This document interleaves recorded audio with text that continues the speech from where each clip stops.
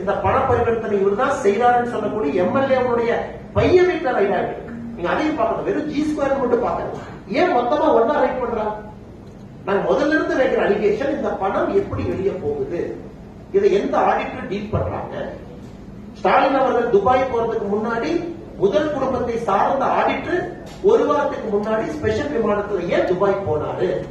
அதன் பின்னாடி Nobel steel இருந்து 1000 கோடி ரூபாய் வருதுன்னு ஏன் சொன்னீங்க? இன்னைக்கு நோபல் ஸ்டீல் நோபல் ப்ரொமோட்டர்ஸ் வேற வேற கம்பெனில டைரக்டரா உதயநிதி ஸ்டாலினும் அன்பில் மகேஷ் பொய்யாமொழி இருந்திருக்காங்க. நாம அந்த படத்தை ரிலீஸ் பண்ணோம்.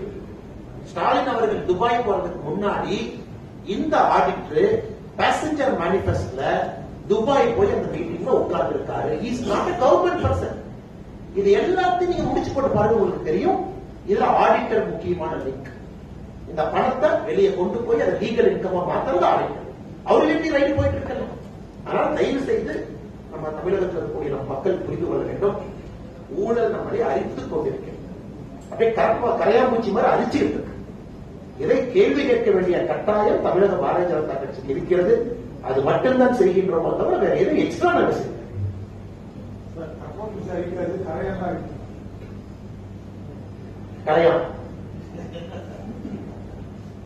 கரையாம்பூச்சி நம்ம எங்க கொங்கு சைட்ல கரையாம்பூச்சி அடிக்கும்.